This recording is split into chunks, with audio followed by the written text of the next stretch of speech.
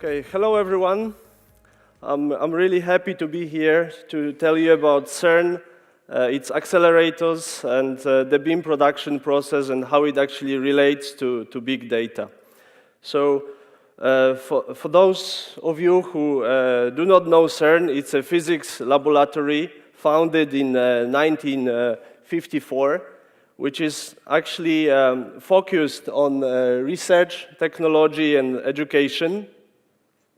In the domain of fundamental physics, well, actually, the accelerators serve as giant microscopes to look into the fundamental building blocks of matter. It is located at the Franco-Swiss border, close to Geneva, and actually it is founded by 22 member states. It has 2,500 employees and 10,000 users from all over the world. That is actually forming a quite nice multinational environment to work in. And it is, of course, the host of the Large Hadron Collider, which is the largest accelerator in the world, the most complicated experiment as well. And together in its giant detectors, we managed actually to prove the existence of the Higgs boson. Okay, so this is where it is located. You can see the big ring is the LHC. The smaller one is SPS, and you can find it in between the Jura Mountains and the Geneva Lake. And you can see in yellow there are two main sites of CERN. Okay, but LHC actually might be just the beginning, because there are plans to build even greater, bigger accelerator. So this is called FCC, and you can see how big it is. So it's gonna be a ring of around 100 kilometers that will go under the Geneva Lake, and will span between the Jura Mountains and Alps. So, okay, those are just plans, so I hope that this will crystallize before actually we all retire. So, let's come back to what CERN is now. So this is actually the pictogram of the whole complex. So you see here all the accelerators. So this is a complex of accelerators that are linked together, and you can see also all the experiments here. So the main important ones are located on the LHC ring. But this is not all. We have more experiments. So you see them circled here. And the main business of CERN is actually to deliver the beams towards those experiments in order for the physicists to do their physics, to perform the experiments, actually. So now you can begin to wonder how it is, what is the process of delivering the beam to the LHC. So I'll explain you a bit how it works. So it all starts with the hydrogen bottle at the LINAC source, where we extract protons, and we accelerate those protons towards the first accelerator. It is called the booster. It's composed of 4 rings, and this is where the protons actually form what we call bunches, so they are grouped together. And after further acceleration, they are extracted towards the proton synchrotron, which is a bigger accelerator, and its main purpose is to form those bunches into their final shape in terms of bunch spacing, bunch length, and bunch number. Okay, so later on, we extract it towards the SPS, and you get further acceleration, and finally, there are 2 extraction beam lines that will lead that beam into the LHC. So LHC is an accelerator of 2 beam pipes, where you actually accelerate this beam even further, and then it crosses itself at the experimental sites where you actually get the physics done. You get the events and the collisions. So this takes around 20 minutes to fill up the LHC, so this process is actually repeated many times. So, okay, during this acceleration, the proton energy goes from 50 MeV towards 6.5 TeV, so tera-electronvolts. You might think, that must be some huge energy, right? But no, you're wrong. So that's the energy of a flying mosquito. Okay, that's kind of disappointing, right? But okay, but when you add up all the protons and all the bunches that are in the beam, you get this quite high, impressive stored energy that is comparable with an aircraft carrier cruising at 5 knots. Okay?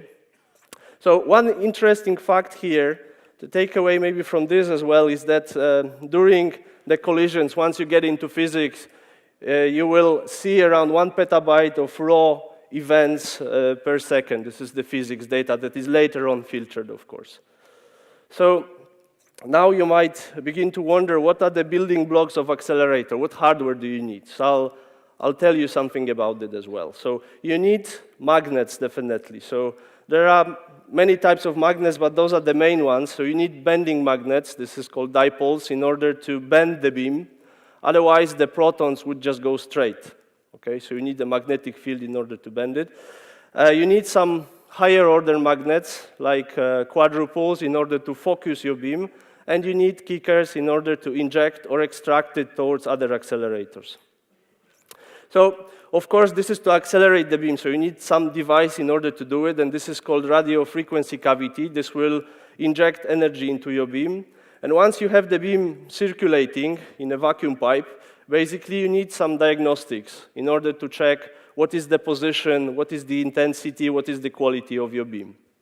So, okay, this is still a very large simplification at the end, because in practice, even for the simplest accelerator, you get thousands of devices and hundreds of different properties that you have to present to the operators in order to control the machine, and you're going to use some highly complicated control system in order to do this. So when you add up all the pieces of this puzzle together, you might end up with this. So this is one of the smallest accelerator. Actually, it fits into one picture. So this is called Lear, and maybe you can recognize one of the components. So this circular thing there, it's actually a bending magnet, this orange block there in front. So now this brings us to the controls data logging, in fact. So what is this data? We have all that equipment, so you might maybe kind of figure it out right now that we take readings from that equipment. This might be currents, so simple ones, currents, voltages, pressures, or some complicated things like beam intensity or beam emittance. And actually, this is required to operate those machines even before we get into physics, before we get any physics data. So there are two use cases for the usage of this data. So the first one is kind of online analytics. So you have to monitor the state of your machines. So we have different applications to do this, and we call it kind of operations. So there are people operating the machine, and they need to be presented with this data in order to react to different, let's say, changes of the state of different equipment, alarms, device failures. They also might observe some beam degradation. So one interesting fact here is an operator can actually manually trigger a beam dump looking at this data. So we have a physical button in LHC where you can press in order to dump the beam. So the second use case for this data is kind of offline analytics. So this constitutes to all the studies that you can do using this data, and this normally relates to analyzing the historical performance of the machine and trying to improve it. So propose different beam quality improvements and actually study new beam types, new experiments, or even future machines. Or you can even study exotic things like that. So that's an impact of the UFO on the LHC performance. All right, what is this? You might begin to wonder here, what's going on? All right, but you wonder until you see actually this guy. What is this guy doing there? Okay, coincidence? Well, I don't think so. Okay, so this brings me to the CERN Logging Service. So we have this control system that is actually there to study those UFOs. Sorry, not to study UFOs, to take actually readings from those 20,000 devices that actually constitutes to around 1.5 million different signals. And the system is quite highly used, so we have 5 million queries per day, and we actually log around 71 billion records per day in average. So this gives us around 2 terabytes of unfiltered data, but unfortunately we can't store this forever, so we need to do some filtering, and long term we have around 1 petabyte stored heavily filtered. So this is data from around 15 years. So, okay, the system is there, but it shows some issues. So definitely we see scalability problems. Those databases, Oracle databases that we have, they do not scale very well, and it takes quite a while to extract subsets of this data in order to do the analysis. And actually, because you extract it, the tool set is not really ready to do this big data stuff. There are also some upcoming challenges to this, mainly related with those big scientific projects that are on the horizon. So high luminosity LHC is an upgrade of LHC in the same tunnel. This has been approved, and the future FCC that you have just seen. And the challenges there will come from the increase of data loads, basically. So this is due to frequency increase, so we will turn at higher frequencies. We will take much bigger vectors, and definitely there will be no or lack of filtering there. So now, when you take a peek into the luminosity forecast, so what's luminosity actually? It's like a figure of merit. It's a measurement, how good your accelerator is. So this chart goes up to the year 2038. Okay, so the luminosity goes quite high here, or the prediction goes quite high. But we are actually here now. So we are still at the very flat bottom of this chart at 2017, end of 2017. But despite this fact, what we see for controls data is actually this. So this is the data that we log for one of the databases, and you see this dramatic change between run 1 and run 2, which we are in right now. And you see this increase of around, we go from 200 gigs per day in run 1 up to 900 gigs in run 2. Okay, we tried to do something about it. Okay, we tried to shoot it with an antimatter. It didn't work. It doesn't want to go down. It always goes up.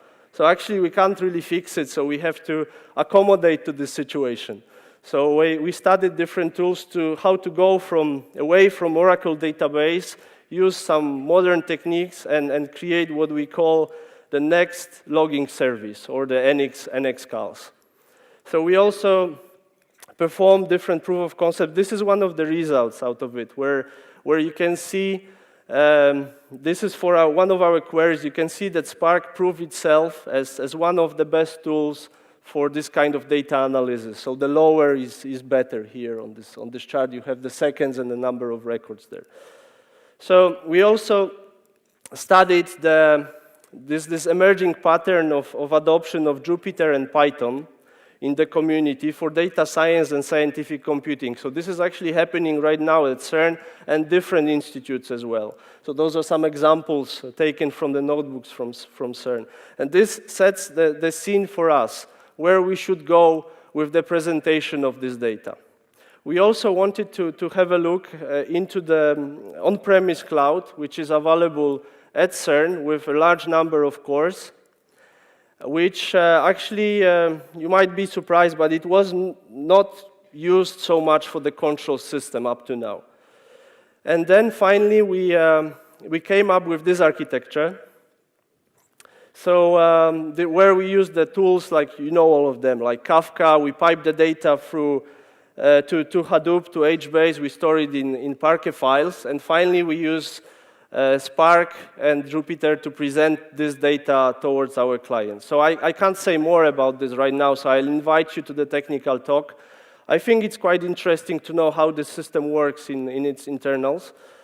Okay, so I'm approaching the end of it. So what are the future directions? There is really more to come here, and so definitely in the visualization for analytics, basically, where a new system is shaping up, which is called Service for Web-Based Analysis. This is a new project that has started at CERN based on Jupyter and Python, where we hope that together with NX and Spark, as first-class citizen, it will form this unified software platform for interactive data analysis in the cloud. So this unified keyword come across really often at this conference, and we want to have our own take onto it, and it would be really awesome to have this happening. So to conclude, technology really has to answer our scientific needs, where big data actually has entered the physics domain and is slowly entering the controls as well. And CERN actually to remedy and to answer this has opened a sector-wide joint effort where we have those two big projects, NXCALS and SWAN, joining forces to actually promote and support science at CERN, with Spark as our first choice for data extraction and analytics. Okay, so that's it. Thank you so much for listening. I hope you enjoyed it. I prepared some links so you can maybe take a look at them, have a look into the science as well, what we do a little bit more at CERN, and maybe you got so excited by this talk that you can even apply for a job at CERN. So thank you so much.